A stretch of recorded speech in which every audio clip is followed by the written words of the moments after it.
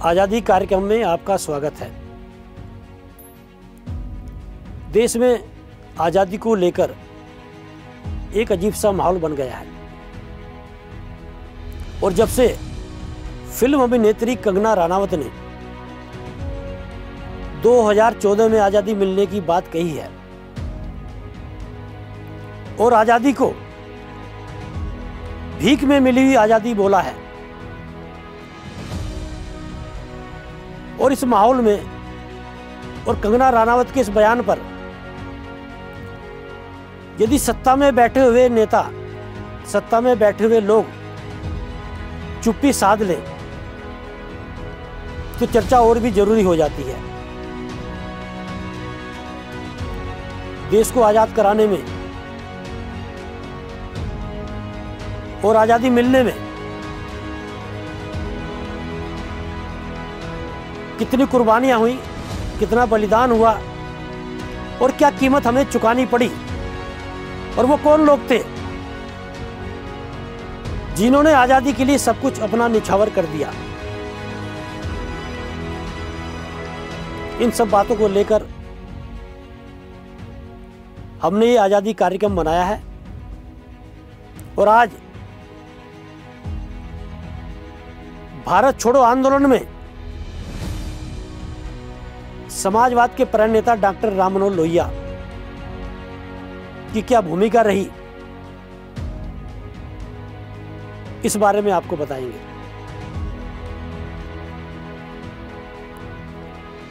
भारत छोड़ो आंदोलन का नारा भले ही महात्मा गांधी ने दिया हो, लेकिन आंदोलन की अगुवाई डॉक्टर राम मनोहर लोहिया ने की थी और भूमिगत रहते हुए की थी। इस आंदोलन को डॉक्टर राम मनोहर लोहिया ने पूरे देश में फैलाया था। जब ये आंदोलन छिड़ा तभी गांधी जी और दूसरे कांग्रेस के नेता थे, उन्हें अंग्रेजी जो सरकार थी, अंग्रेजों की जो सरकार थी, उन्होंने गिरफ्तार कर लिया। तब युवा नेता था डॉक्टर राम मनोहर लोहिया, उन्होंने आंदोलन की बागडोर अपने हाथ में ली और इस आंदोलन को देश के कोने कोने में फैलाया। वो थे डॉक्टर राम मनोहर लोहिया। उस समय लोहिया, अच्युत पटवर्धन, सादिक अली, पुरुषोत्तम टिकरम दास, मोहनलाल सक्सेना, रामनंदन मिश्रा, सदाशिव महादेव जोशी, साने गुरुजी, कमला देवी चट्टोपाध्याय, अरुणा आसिफ अली, सुचेता कृपलानी, पूर्णिमा बनर्जी आदि नेताओं का एक केंद्रीय संचालन मंडल बनाया गया और लोहिया जी पे नीति निर्धारण कर विचार देने का कार्यभार सौंपा गया। उस समय डॉक्टर लोहिया ने भूमिगत रहते हुए जंगजू आगे बढ़ो, क्रांति की तैयारी करो, आजाद राज्य कैसे बने जैसी पुस्तिकाएं लिखी। 20 मई 1944 को लोहिया जी को बंबई में गिरफ्तार कर लिया गया। गिरफ्तारी के बाद लाहौर किले की उस अंधेरी कोठरी में डॉक्टर लोहिया को रखा गया, जहां पर 14 वर्ष पहले आज़ादी के दीवाने शहीद आजम भगत सिंह को फांसी दी गई थी। और याद कीजिए लोहिया जी को कितनी यात्राएं दी गई। उस समय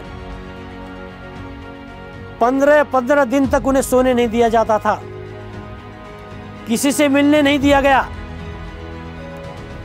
4 महीने तक ब्रश या पेस्ट तक नहीं करने दिया गया। हर समय हथकड़ी बांधे रखी जाती थी और उस समय थे लाहौर के एक प्रसिद्ध वकील थे जीवनलाल कपूर, उनके द्वारा हैबिस कार्पस की दरखास्त लगाने पर डॉक्टर लोहिया और जयप्रकाश नारायण को स्टेट प्रिजनर घोषित किया गया। मुकदमे चलते सरकार को लोहिया को पढ़ने लिखने की सुविधाएं देनी पड़ी। उस समय लोहिया जी ने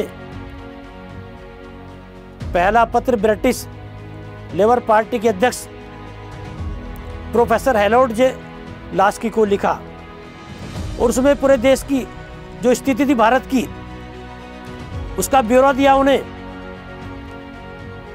उस समय 1945 में लोहिया को लाहौर से आगरा जेल भेज दिया गया और वो दौर द्वितीय विश्व युद्ध का था।